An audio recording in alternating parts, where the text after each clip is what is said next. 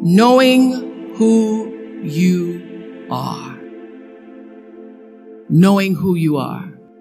Being able to answer this question, who am I? And what do I want? You know, many times when I go out of the country, I am baffled by that question. To explain, what is your occupation? I've stood there for 10 minutes. Well, am I a talk show host? Well, I'm more than a talk show host. Am I a businesswoman? I'm a businesswoman. I'm more than a businesswoman. Am I an entrepreneur? I'm more than an entrepreneur. So I just leave it blank or self-employed. So I'm not asking for the roles that you play as daughters. I'm not asking that question. What are the roles that you play as a daughter, as a friend, as a sister? You're going to be a lawyer. You're going to teach. You're going to be a pharmacist. I'm asking the bigger question of who am I? Who am I really? My answer is I am God's child. I am that which is born of all that is. I am, as Pierre de Chardin said, a spiritual being having a human experience, come trailing the breath of the ancestors yet, but trailing the breath of the angels, and understanding that because I am connected to the source of all that is possible for me. That's who I am. And what do I want? I don't want to just be successful in the world. I don't want to just make a mark or have a legacy. The answer to that question for me is I want to fulfill the highest, truest expression of myself as a human being. I want to fulfill the promise that the Creator dreamed when He dreamed the cells that made up me. What do I want? You must have some kind of vision for your life. Even if you don't know the plan, you have to have a direction in which you choose to go. I never was the kind of woman who liked to get in a car and just go for a ride. I had a boyfriend who would say, let's just go for a ride. I want to know, where are we going? Do we have a destination? Is there a plan? Or are we just riding? What I've learned is that's a great metaphor for life. You want to be in the driver's seat of your own life, because if you're not, life will drive you. Knowing who you really are in this space and time that we embody. That's number one. What do you want? Who are you? Number two, you must find a way to serve. Martin Luther King said that not everybody can be famous, but everybody can be great, because greatness is determined by service. Now, we live in a world where everybody wants to be famous and where we admire people for just being famous. We think being known brings us value. The truth is, all of that will fade in time. The real truth is that service and significance, service and the significance that you bring to your service is that which is lasting. So to be able to, whatever your occupation or job or talent or gift is, our honorees today getting doctorate degrees, to apparently opposite fields, HIV and AIDS and the spoken word. But what they have in common is service, using the spoken word in service to community and the world. Using your knowledge and information about HIV and AIDS and medicine in service to the world. And if you look at all the most successful people in the world, whether they know it or not, they have that paradigm of service. Everybody's talking about Mark Zuckerberg and the IPO. Service. Jay-Z rapping. Service. Through the word, to people, through song. For many years, I was really just happy to be on TV, and people would stop and say, "Oh, you on TV?" "Yeah, I'm on TV. I like being on TV. It's a nice job." That I went back and I took a long look at what it was I was doing on TV and made a decision that I was no longer going to just be on TV, but I was going to use TV as a platform, as a force for good, and not be used by TV. And I will tell you, my decision to make that significant change in the way I operated on television, using television as a service, changed my career exponentially. Service through medicine, service through art, using whatever it is you produce, your product, as a way of giving back to the world. When you shift the paradigm of whatever it is you choose to do to service, and you bring significance to that, success will, I promise you, follow you. Service and significance equals success. That's number 2. Number 3, it's so simple, but so hard to do. Always do the right thing.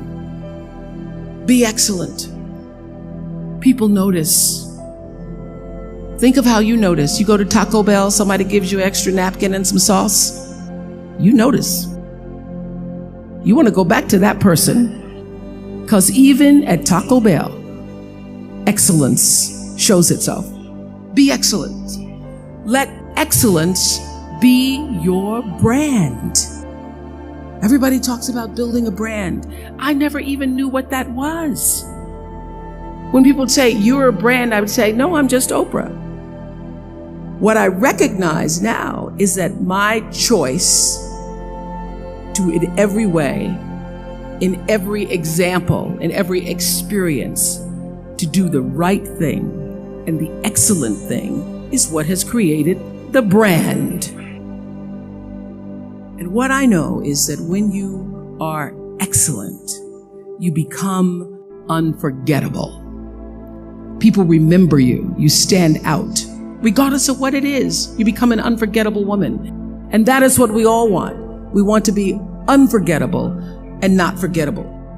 So doing the right thing, even when nobody knows you're doing the right thing, will always bring the right thing to you. I promise you that. Why? Because the third law of motion is always at work. For every action, there's an equal and opposite reaction. That is so true in all of our lives. That's what Newton said. Celia in The Color Purple said it.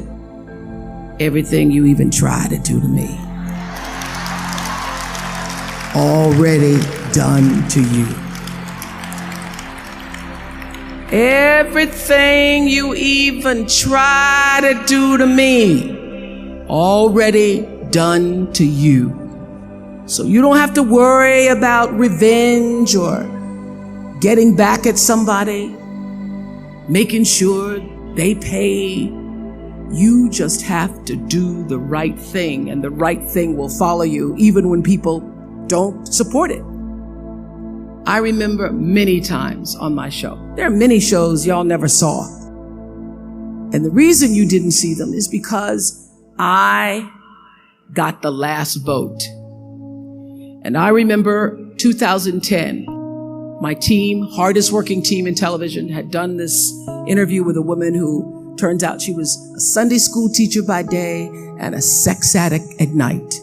Ooh. And they were like, "You won't believe it. We got her going out. We got her with the men, and we get to show her." And she was willing to show us everything. I sat down with a woman for an interview that was taped. And during the process of the interview, I said, why are you doing this? And she said, I want to help people. I want to tell my story and I want to help people. I said, do you have children? She says, yes, I have a 10-year-old son. I knew right then this is never going to see the light of day. So we got off the air and I said to the lady, we are not going to air that show. And she said, why? My producer said, why? She knew she was being filmed. She knew what she was saying. She knows what I said, because her son will never get over it. Her son will never get over it. And it's not worth a rating point to me. Not worth a rating point to me to know that there's a 10-year-old boy who's destroyed because his mother went on the Oprah Winfrey show and told all her business. You do the right thing, even when other people think it may not be. And oftentimes, when you make a decision to do the right thing, immediately you're faced with doubt. Was that the right thing? Was that the right decision? I don't know. Was that the right thing? You always know it's the right thing, when in the end, there is peace. You are rewarded by peace in knowing that you did the right thing. The most important thing I have come to know in doing the right thing and making the right choices is understanding what we talked about yesterday. All of you leaving here have the potential for enormous success. There's a price that comes with that. People don't always like you, and they're not always happy for you. And if you surround yourself with people who are not accustomed to your success, they become fearful. They become scared because you are reflecting back something to them that they don't recognize. Now, they're not going to say, I'm very fearful, because you're reflecting back to me something I don't recognize. They're going to say, you know what they're going to say? They're going to say, who she thinks she is. Who she thinks she is. That only happens when you are around people who do not mean and want and aspire to the best for you. People who want the best for you want you to be your best. So my greatest advice to you is to surround yourself with people who are going to fill your cup until your cup runneth over. So when people say you're so full of yourself, you can say, yeah. Yes, I'm full. I'm so full, my cup runneth over. And to know that once your cup runneth over, you cannot spend your life with your gallon-size offerings, offering them to pint-sized people. You have got to surround yourself with gallon-sized people who can hang in the same company with you, so that you're not offering your gallons to those little pints out there who can't hold it anyway. Choice to Change the World. I love that song. I love hearing you all sing that song. And what I know for sure is that the biggest choices begin and end with you, your internal big questions. Who do I want to be in the world? My relationship to source energy, to all that is God. I'm not talking about what you believe in God. I'm talking about your experience of that which is all life, which is divine and universal. I'm talking about the big deal. Being connected and aligned with that. When you are tuned in and charged into that, whenever you feel empty, you go inside yourself and you connect to the source, and you know that all things are possible. To know that and to choose to do the right thing in service and significance, I promise you, you will create a vessel of service for yourself first, because you have to honor yourself first. You have to give to yourself first, otherwise you have nothing to give away. You will create a vessel for yourself, for your family, your community, and the world. And those three things will not only lead you to a blessed life. I stand as a witness. My life is so blessed, I can't even take it in sometimes. It will lead you not just to a gifted life and a rewarding life that fills you up, but a sweet life. That's what you want. You want the sweetness. You want it to be so sweet, so that even when the storms come, and they will, you'll know this too shall pass. The storm is passing over, and you shall not be moved, because you know who you are. When you can do that, grace will follow you, grace and glory. And when they see you coming, it ought to make them proud.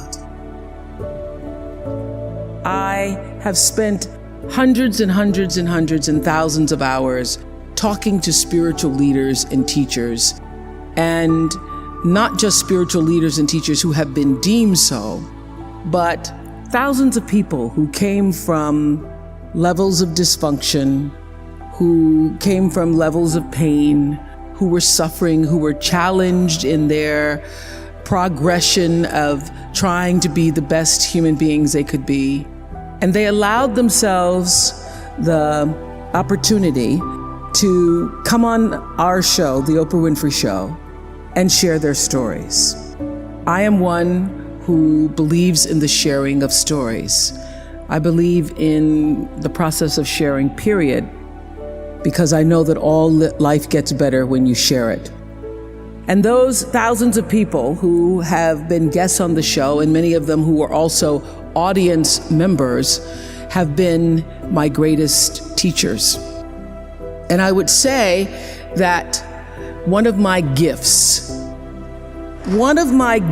that I've had since I was a little girl growing up in Mississippi, being raised on a tiny little acre farm with my grandmother, is that I knew how to pay attention. I was a great observer of life. And I grew up believing that I was indeed for sure God's child. It's because every Sunday I sat in our little church down the road, a dirt road from where my grandmother lived. No running water, no electricity, but the church is down the road from us, and we could hear the singing as I was getting dressed for Sunday school. And I'd always sit on the left-hand side, the left pew in the second row. And I would listen to the preacher preach about the Lord thy God is a loving God, and sometimes he would say the Lord thy God is a jealous God. But most important, I heard him say, you are God's child, and through God all things are possible. And I literally took him at his word, so that by the time I was had to leave my grandmother because she became ill, and I was sent to live in Milwaukee with my mother, who had two other children, I got beat up on the playground because when people would ask me, who's your daddy?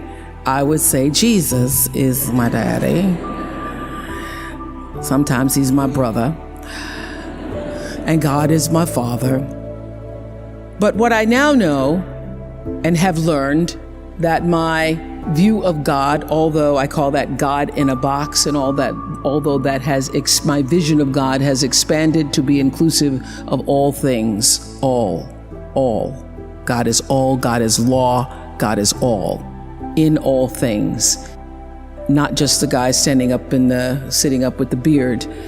And now that view of God has expanded, I still understand how important it was for a little colored girl. We weren't even black yet, not to mention African American. You know what I mean, Harry? A little colored girl in Mississippi for whom there was no vision of hope or possibility. My grandmother's greatest desire for me, as she had been a maid and her mother before her had been a maid, her greatest desire was that I would grow up one day and be able to do the same. And she wished for me that I would be able to, she used to say, I hope you get some good white folks when you grow up. I hope you get good white folks who treat you good. So my grandmother would have no idea of the life that I now lead with good white folks who are working for me. She just wouldn't get it. She wouldn't get it. She wouldn't get it, but somehow I think she must know, and she's up around in the spirit realm saying, Lord have mercy, I didn't see it. But I now know that having that belief system, that something greater than me was in charge of my destiny, of my fate, that it wasn't just me alone having to survive for myself. You forward another day of being here on the planet Earth as a human being. Let's just think about that. After all you've been through, in this day alone, and the many days and years past,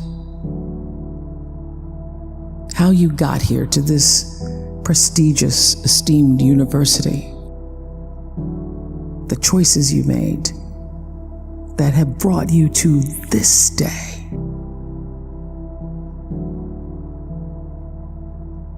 Open your heart and quietly to yourself say the only prayer that's ever needed. Thank you. Thank you. Thank you. You're still here. And you get another chance this day to do better and be better. Another chance to become more of who you were created and what you were created to fulfill. Thank you. Amen. Open your eyes.